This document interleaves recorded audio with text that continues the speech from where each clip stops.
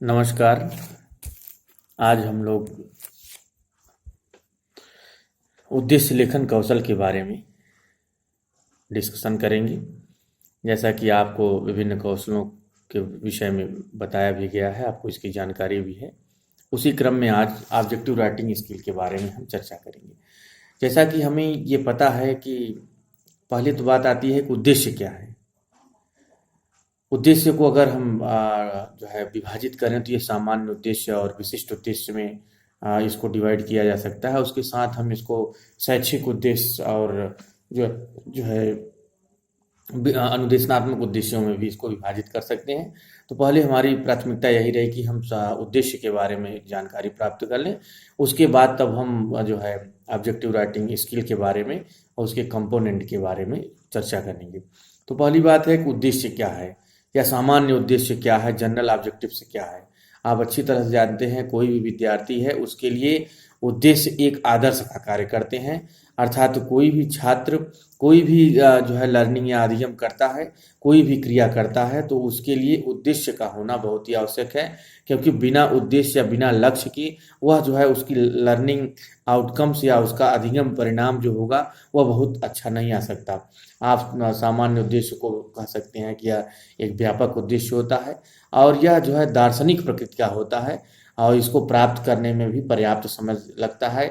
इसलिए कहा जा सकता है कि जो शैक्षिक उद्देश्य होते हैं वे जो है किसी राष्ट्र, समाज और विद्यालय के द्वारा जो है आधा के द्वारा निर्मित किए जाते हैं या बनाए जाते हैं, इसलिए ये व्यापक होते हैं।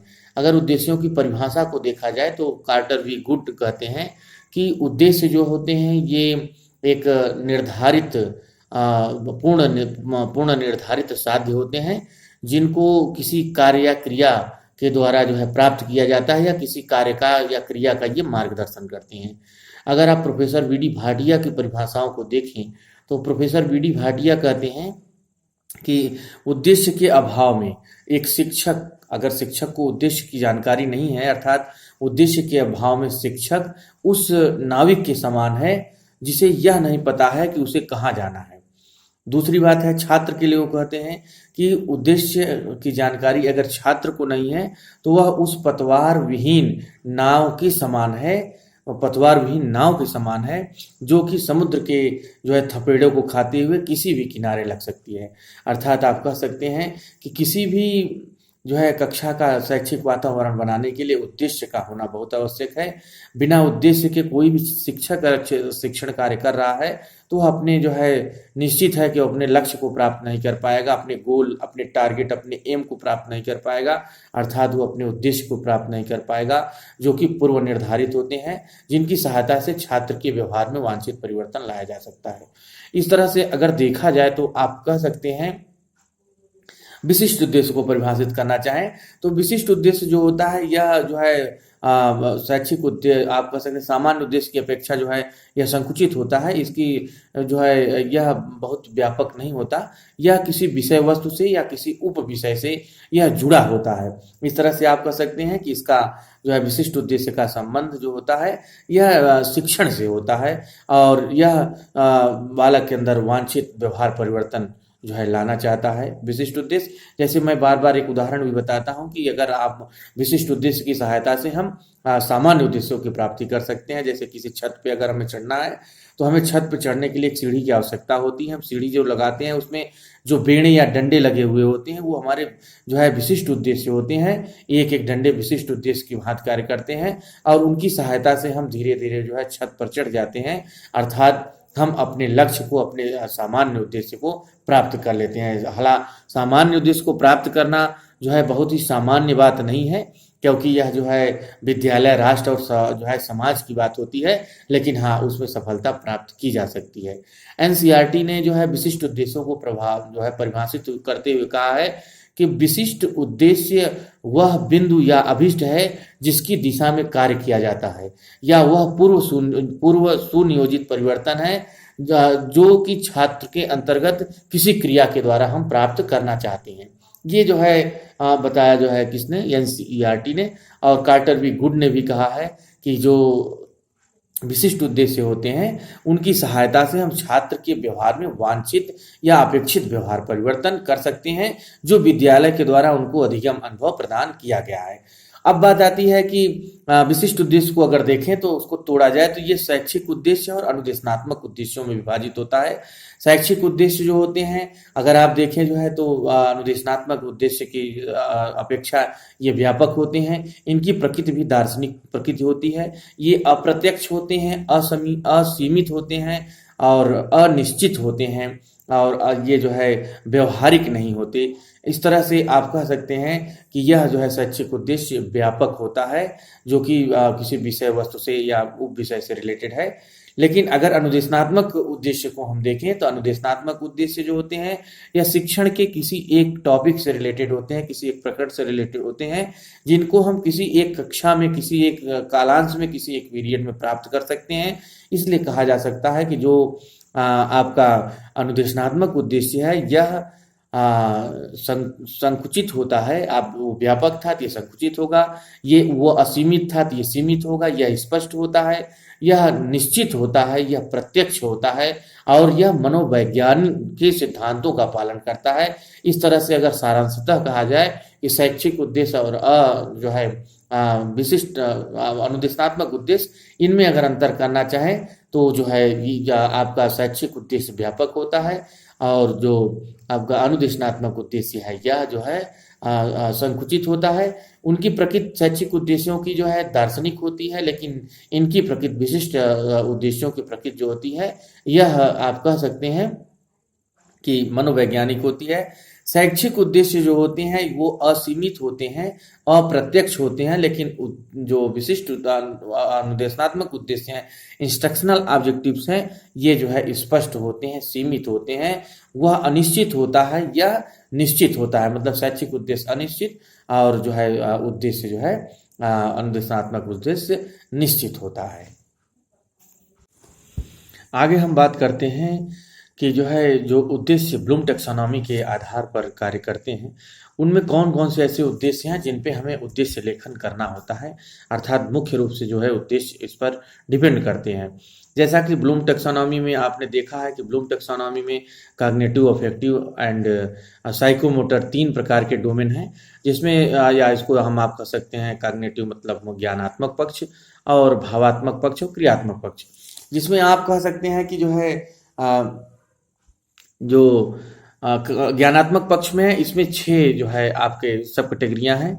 जैसे आप कह सकते हैं इसमें knowledge, comprehension, application, analysis, synthesis and evaluation, अर्थात ज्ञान, बोध, प्रयोग, विश्लेषण, संश्लेषण, मूल्यांकन। उसी तरह से हम इसमें भी कह सकते हैं कि अफेक्टिव लेवल के जो ऑब्जेक्टिव्स हैं वो क्या है, receiving, responding, valuing, organisation and characterisation. और अगर हम जो है साइकोमोटर के जो है ऑब्जेक्टिव्स को देखें तो साइकोमोटर के ऑब्जेक्टिव्स में जो है set, perception, guided response, mechanism and complex word behaviour, ये जो है इस प्रकार से आप कह सकते हैं कि ये कुछ उद्देश्य हैं जिनके आधार पर एक्शन वर्ब्स के आधार पर हम व्यवहारिक उद्देश्य में इसको लिखने का प्रयास करेंगे। बात आती है एक्शन वर्ब्स जो है आप अच्छी तरह जानते हैं कि मेगर्स और मिलर्स इत्यादि ने जो है इसमें जो है व्यवहारिक रूप में लिखने के लिए उद्देश्यों को बताया, जिसको एक्शन वर्ब के फॉर्म में लिखा गया है या कार्यसूचक क्रियाओं के फॉर्म में लिखा गया है। एनसीईआरटी ने भी जो है इसको अपने तरीके से जो है, आपने आरसीएम जानते हैं, regional college of education and Mysore, इन्होंने जो है ब्लूम टैक्सोनॉमी को शॉर्ट कर दिया, अर्थात इन्होंने जो उनके 6 ऑब्जेक्टिव कॉग्निटिव लेवल का था उसमें उन्होंने 4 ऑब्जेक्टिव बनाया, जिसमें पहला कॉग्निटिव, दूसरा जो है कॉग्निटिव लेवल में उन्होंने कॉग्निटिव लेवल को ही डिवाइड किया है। कॉग्निटिव लेवल में उन्होंने ज्ञान, बोध और अनुप्रयोग और विश्लेषण, संश्लेषण, मूल्यांकन की जगह उन्होंने आप कह सकते हैं क्रिएटिविटी जो है सृजनात्मकता को रख दिया, अर्थात उन्होंने नॉलेज, कंप्रहेंशन, एप्लीकेशन और एनालिसिस, सिंथेसिस एंड इवैल्यूएशन को क्रिएटिविटी बना दिया। इस तरह से 4 भागों में इन्होंने इसको विभाजित कर दिया। अब बात आती है कि हम उद्देश्यों को क्यों पढ़ना चाहते हैं। उद्देश्यों को व्यवहारिक रूप में क्यों लिखना चाहते हैं? तो उद्देश्यों को व्यवहारिक रूप में लिखने का सबसे प्रमुख कारण यही है कि हम जो है कोई भी शिक्षक जो है अगर कक्षा में शिक्षण कार्य करने जाता है तो शिक्षण कार्य करने के बाद वह अपना वांछित व्यवहार परिवर्तन छात्र में जानना चाहता है, देखना चाहता है, अर्थात ऐसा परिवर्तन जिसको मापा जा सके, जिसको देखा जा सके, जिसको जाना जा सके। इस तरह के परिवर्तन को जानने के लिए जो है निश्चित ही वह इंस्ट्रक्शनल ऑब्जेक्टिव का निर्माण करता है और ये अनुदेशनात्मक उद्देश्य ही उसको लर्निंग आउटकम्स जो है छात्र के विषय में बताते हैं।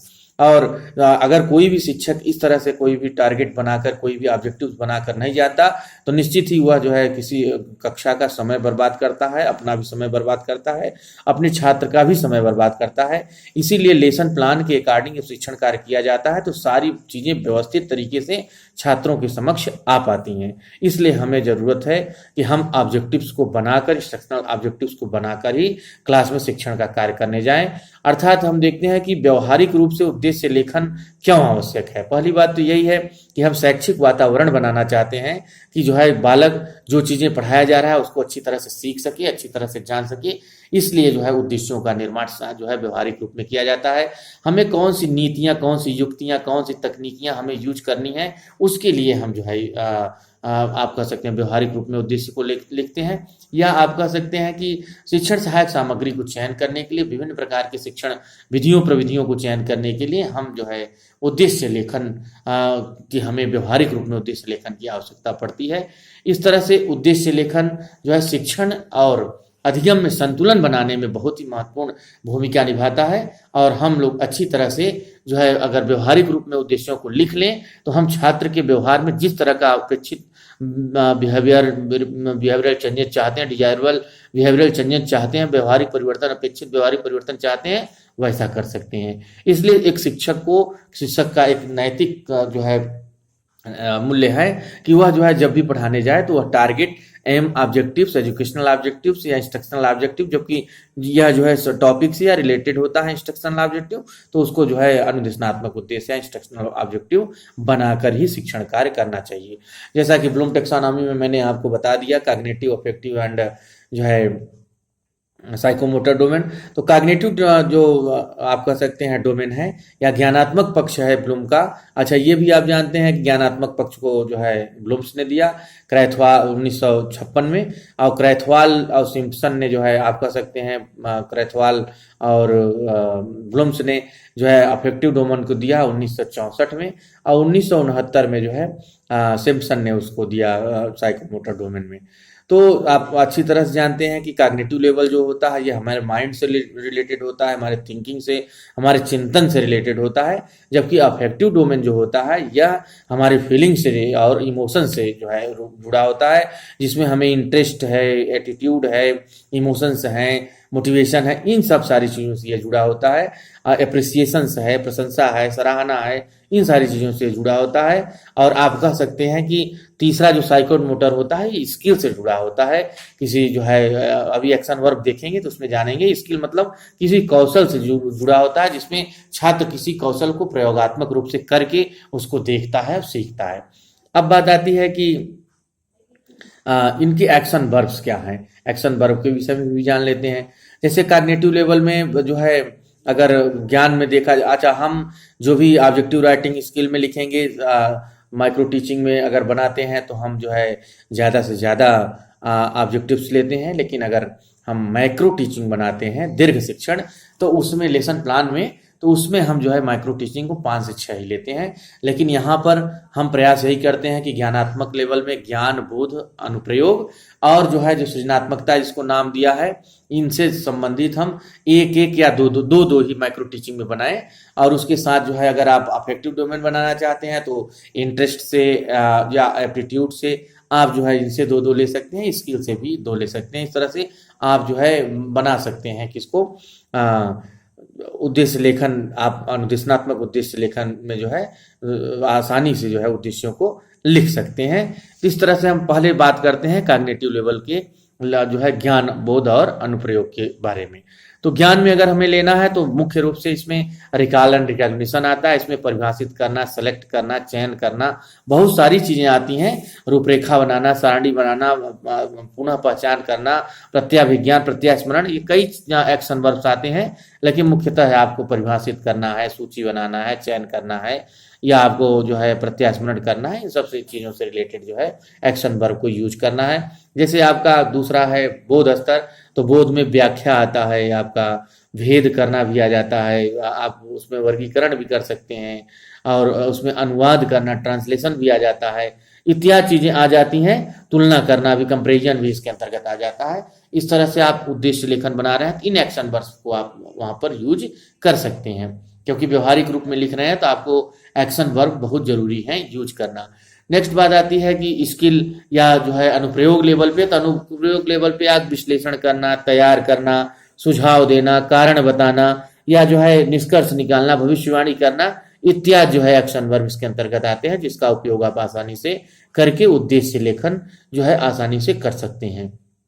इसी तरह से आपका जो है अगर अफेक्टिव डोमेन देखें तो उसमें इंटरेस्ट आता है, इंटरेस्ट में भी जो है आप आप कह सकते हैं अभिरुचि कर सकते हैं, उसमें बालक जो है दिलचस्पी लेना, किसी चीज में इंटरेस्ट ले रहा है कि नहीं, हासिल करना, जिज्ञासा दिखाना, प्रेरणा, इच्छा, इत्यादि एक्शन वर्ब इसके अंतर्गत आ जाते हैं, जिसको कि आप आसानी से यूज कर सकते हैं। ज्यादातर अफेक्टिव लेवल साहित्य में यूज किया जाता है, लिटरेचर, संस्कृत है, इंग्लिश है या हिंदी जैसे सब्जेक्ट में इसको यूज कर सकते हैं।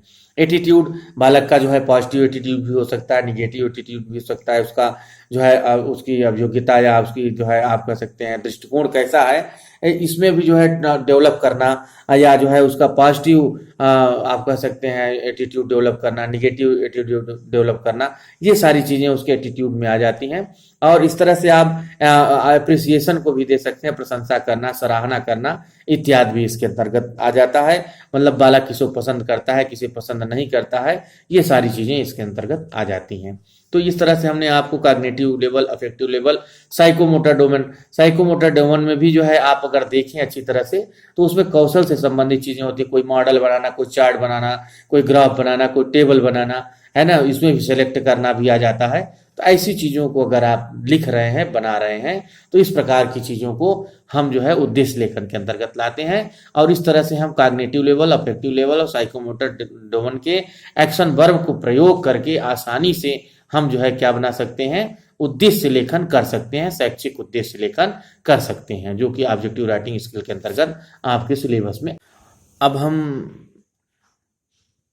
अनुदेशनात्मक उद्देश्य के कौशलों के बारे में, अर्थात उसके घटकों, कंपोनेंट के बारे में बात करते हैं। तो पहला कंपोनेंट इसका होता है स्पष्ट वर्णन, या आप कह सकते हैं क्लियर डिस्क्रिप्शन, स्पष्ट वर्णन पहला। दूसरा कह सकते हैं अधिगम परिणाम की दृष्टि से पर्याप्त। तीसरा विषय वस्तु की दृष्टि से पर्याप्त। चौथा जो है आप कह सकते हैं कि विषय वस्तु से संबंधित, या आप कह सकते हैं छात्रों के निष्पादित व्यवहारों का स्पष्ट विवरण एवं मापन योग्य। और संज्ञानात्मक क्षेत्र स्तर, भावात्मक क्षेत्र स्तर और क्रियात्मक क्षेत्र स्तर, इस प्रकार से इसको 8 जो है कंपोनेंट में डिवाइड किया जा सकता है। मतलब कि यहाँ पर क्लियर होना चाहिए जो भी उद्देश्य बनाए जा रहे हैं, स्पष्ट वर्णन में यह स्पष्ट होना चाहिए, पहले से ही छात्र शिक्षक द्वारा यह पूर्व प्लान कर लेना चाहिए, प्री प्लान करके जो है उसको बना लेना चाहिए उद्देश्यों को, तभी जो है शिक्षण कार्य करने जाना चाहिए, जिससे कि छात्रों के व्यवहार में वांछित परिवर्तन लाया जा सके। अधिगम के दृष्टि से जो है यह देख लेना चाहिए कि अधिगम के दृष्टि से वो पर्याप्त है कि नहीं, विषय वस्तु कितना बड़ा है, छोटा है, कितना आपका टॉपिक कैसा है, उससे संबंधित अधिगम बालक जो कर रहा है उसमें उससे संबंधित पर्याप्त जो है एक्शन वर्ब्स का आपने प्रयोग किया कि नहीं, पर्याप्त उद्देश्यों का, अनुदेशात्मक उद्देश्यों का प्रयोग किया कि नहीं, विषय से संबंधित, अधिगम से संबंधित, विषय से संबंधित, मतलब विषय से संबंधित है कि नहीं, यह भी बात चेक करनी है कि आप जो उद्देश्य बना रहे हैं, क्योंकि उसमें विभिन्न प्रकार के जो है कॉग्निटिव, अफेक्टिव और साइकोमोटर में एक्शन वर्ब पर्याप्त दिए हुए हैं। उसमें कम से कम 200-250 आप देखेंगे दिया हुआ है एक्शन वर्ब। तो आपको ये जरूरी नहीं है कि जो है सबको यूज करना है, लेकिन आपके सब्जेक्ट के अकॉर्डिंग, आपके विषय वस्तु के अकॉर्डिंग, आपके टॉपिक के अकॉर्डिंग कौन सा सूट कर रहा है उसमें, उन्हीं एक्शन वर्ब्स को आपको चयनित करना है। यहाँ पर आपको बारीकी से ध्यान देना पड़ेगा विषय वस्तु से संबंधित भी आप देखिए, और ऐसे जो है उद्देश्य लीजिए जो कि छात्र के निष्पादित व्यवहार में जो है जो उनको देखा जा सके, उनको मापने योग्य हो और उनको जांचा जा सके, ऐसे जो है आप उद्देश्यों का निर्माण करें। और ज्ञानात्मक पक्ष के भी उद्देश्य लीजिए। ज्ञानात्मक में ज्ञान, बोध, अनुप्रयोग का लीजिए। उसके साथ जो है भावात्मक में भी आप लीजिए। भावात्मक में आप इन्होंने 3 भागों में बांट दिया है कि जो है ये इंटरेस्ट से संबंधित भी आप लीजिए, एटीट्यूड से संबंधित लीजिए, अप्रिसिएशन से संबंधित लीजिए। उसके साथ जो है साइकोमोटर में स्किल से रिलेटेड लीजिए, जैसे कि बालक टेबल बना सके, ग्राफ बना सके, मॉडल बना सके, ऐसी चीज़ों को आपको जो है वहाँ पर एक्शन वर्ब्स लेकर उद्देश्य लेखन बनाने हैं। इसके एग्जाम्पल्स भी हम आपको जो है शेयर कर देंगे ग्रुप पे, लेकिन यहाँ पर चीज़ें जाननी जरूरी हैं कि किस कैसे कैसे बनाना है। जैसे मैं अगर एक टॉपिक लूँ इतिहास का, आपने ब्लैक बोर्ड जो है आप एंट्री करते हैं, ब्लैक बोर्ड में आप विद्यालय का नाम, कक्षा दिनांक, विषय, प्रकरण, टॉपिक, ये सब सारी चीज़ें लिखते हैं, कालांश जो है, और उसके बाद उद्देश्य कथन भी लिखते हैं। तो इस तरह से अगर आप ये सारी एंट्री करने के पश्चात जो है हम अगर टॉपिक लेते हैं, वहाँ पर कोई दीन इलाही ले लेते हैं, अकबर द्वारा जो धर्म का निर्माण किया गया दीन इलाही,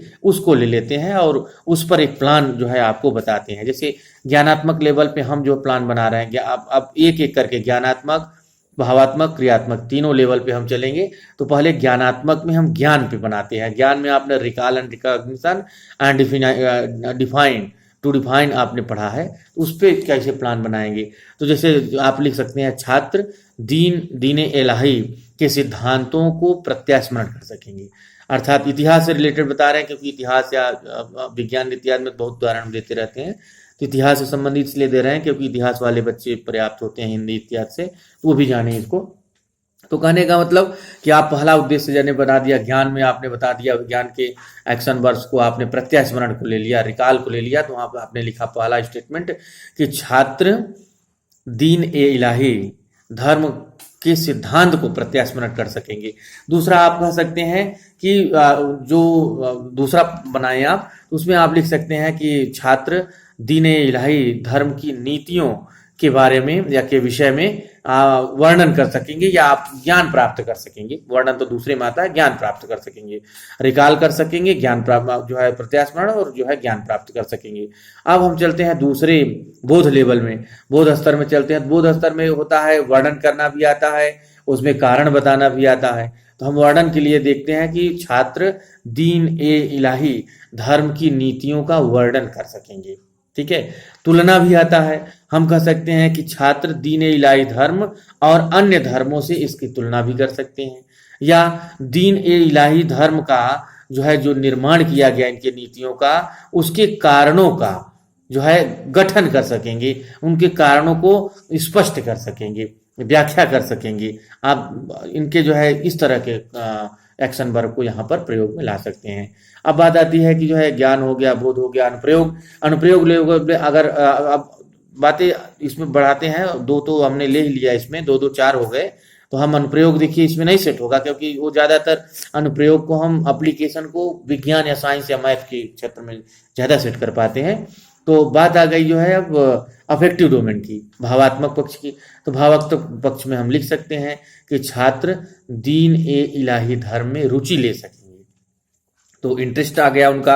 आप कह सकते हैं कि छात्रों में दीन ए इलाही धर्म के बारे में अधिक जानकारी प्राप्त करने के लिए उनमें जिज्ञासा उत्पन्न की जा सकेगी। इस तरह से अगर आप लिखते हैं तो भावात्मक पक्ष का आप जो है यहाँ पर प्रयोग कर रहे हैं। अब बात आती है साइकोमोटर। तो साइकोमोटर में आप कह सकते हैं कि जैसे छात्र अकबर के दीन ए इलाही से संबंधित जो इबादत खाना है उसका जो है चित्र बना सकेंगे, या उसको जो है ग्राफ में दर्शा सकेंगे, या आप कह सकते हैं कि इबादत खाना का मॉडल बना सकेंगे। जो है छात्र दीन ए इलाही से रिलेटेड इबादत खाना का मॉडल बना सकेंगे।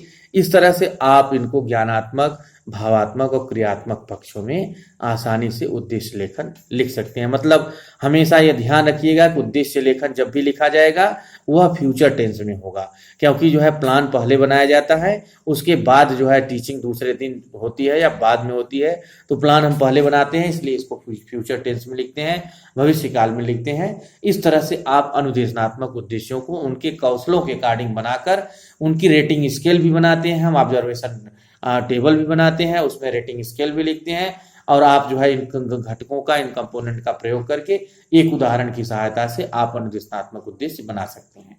तो अगर निष्कर्षतः कहा जाए कि जो है अनुदेशनात्मक उद्देश्य क्यों बनाया जाता है, क्योंकि एक शिक्षक के हाथ में यह एक ऐसा हथियार होता है जिसकी सहायता से, एक यंत्र होता है जिसकी सहायता से वह अपने छात्रों के डायग्नोसिस कर पाता है, छात्रों का उसका निदान कर पाता है और उसको रिमेडियल टीचिंग भी दे पाता है।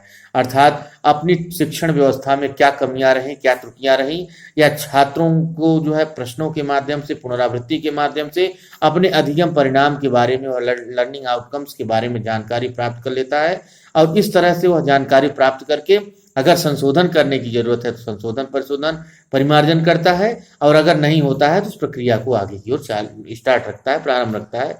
इस तरह से आप कह सकते हैं कि अनुदेशनात्मक लेखन जो है, अनुदेशनात्मक ऑब्जेक्टिव राइटिंग स्किल के अंतर्गत हम जो है ऑब्जेक्टिव्स राइटिंग स्किल के अंतर्गत ऑब्जेक्टिव्स को लिख सकते हैं, बना सकते हैं, क्योंकि बिना ऑब्जेक्टिव्स के कोई काम होने वाला नहीं। हमें ब्लूम टेक्सोनॉमी को फॉलो करना है। ब्लूम टेक्सोनॉमी के मॉडल को जो है संशोधित कर दिया एनसीईआरटी ने। एनसीईआरटी ने 3 ही लिया, ज्ञान, बोध, प्रयोग या अनुप्रयोग को, और अफेक्टिव डोमेन में उसने इंटरेस्ट को लिया, एटीट्यूड को लिया और एप्रिसिएशन को लिया, और अफेक्टिव डोमेन में साइकोमोटर में इसने स्किल को लिया इत्यादि। इन एक्शन वर्ब्स के, एक्शन वर्ब आपको याद करना बहुत जरूरी है। वो अभ्यास करते करते, लिखते लिखते आपको याद हो जाएंगी।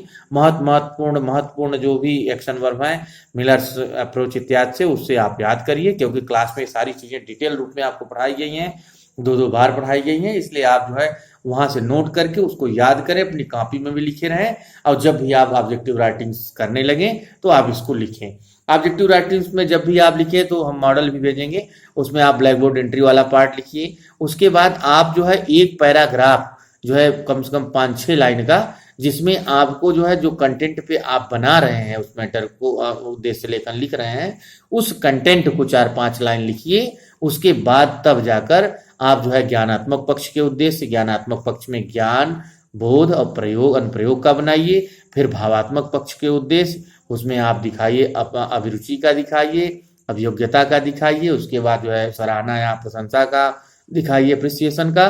फिर उसके बाद जो है आप मनोगत्यात्मक या मनोचालक या साइकोमोटर डोमेन का दिखाइए, जिसमें कौशल के प्रयोग दिखाइए, और कौशल में चार्ट बना रहे हैं, मॉडल बना रहे हैं, ग्राफ में दर्शा रहे हैं, कोई आप जो है टेबल बनवा रहे हैं, कोई टेबुलेशन चार्ट बनवा रहे हैं, ये सारी चीजों का वहां पर उल्लेख करें, और फ्यूचर टेंस में जो है अनुदेशनात्मक उद्देश्य को लिखें। अतः अगर आप लोग ध्यान देंगे इन बातों को अच्छी तरह से, तो निश्चित ही आप जो है उद्देश्य लेखन से संबंधित कौशल का उचित मात्रा में प्रयोग कर पाएंगे, और उसका परिणाम भी अच्छा प्राप्त होगा। और भविष्य में जब आप शिक्षण करेंगे तो यह जो है आपके शिक्षण को प्रभावशाली बनाएगा, आपके शिक्षण में यह 4 चांद लगा देगा। इसलिए जो है आप लोगों को इसको अच्छी तरह से सीखना चाहिए और अपने प्लान को निर्मित करना चाहिए।